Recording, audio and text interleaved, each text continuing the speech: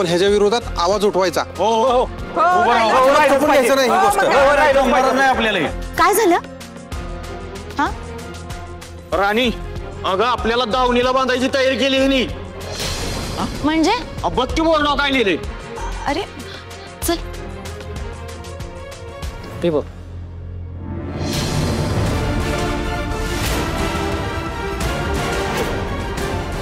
आजपासून फॅक्टरीतल्या सर्व कामगारांनी दिवसातले 18 तास काम करणं बंधनकारक आहे। हाय का आता? अरे हे काय नवीन काढलंय? अगं आपण माणूस आहे, मशीन नाही। हो हो 18 तास काम करणं आपल्याला जमणार नाही म्हणजे नाही।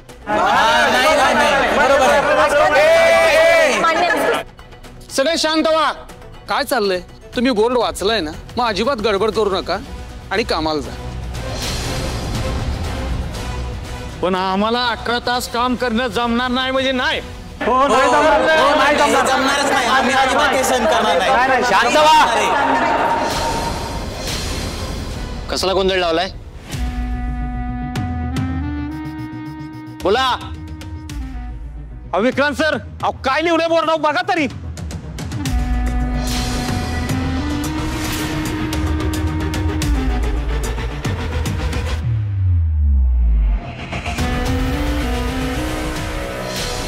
सर कसं करणार 18 तास काम?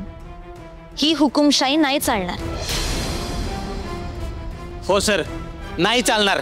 काय रे, ही हुकुमशाही नाही चालणार। हो नाही, हे नाही जमणार, आम्ही सहनच करणार हुकुमशाही।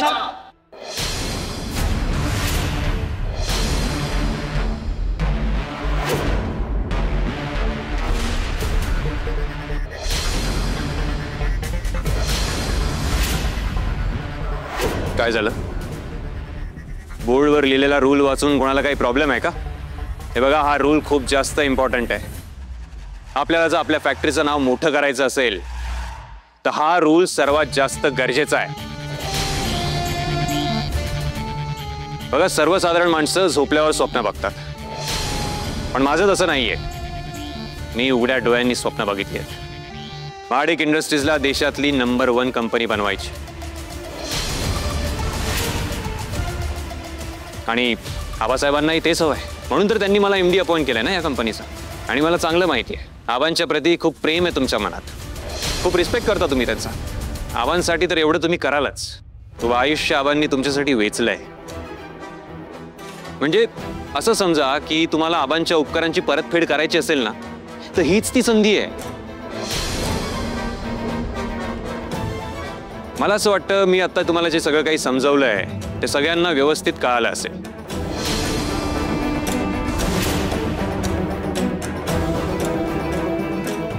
कोणीच काही बोलत नाहीये, म्हणजे मला माझं उत्तर मिळालंय। चला, सगळ्यांनी एका नवीन एनर्जीने पुन्हा कामाला सुरुवात करूया।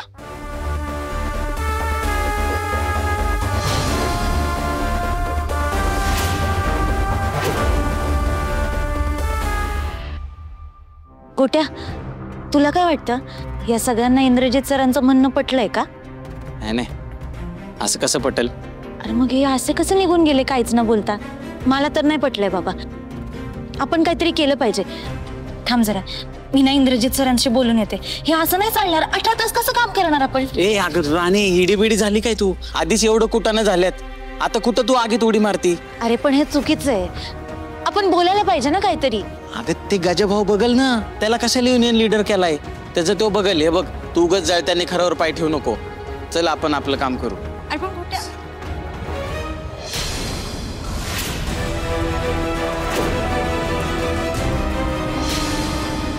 राणे अगं चल, परत इंदिरा सरांनी बघितलं ना ते वराडतेला अजून।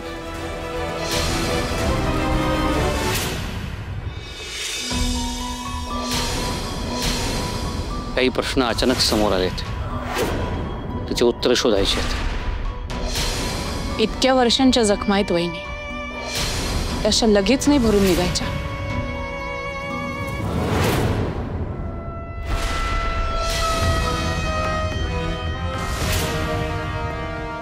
आई, तुम्हाला एवढ्या वेळेला सांगून पण तुम्ही अशा का वागताय?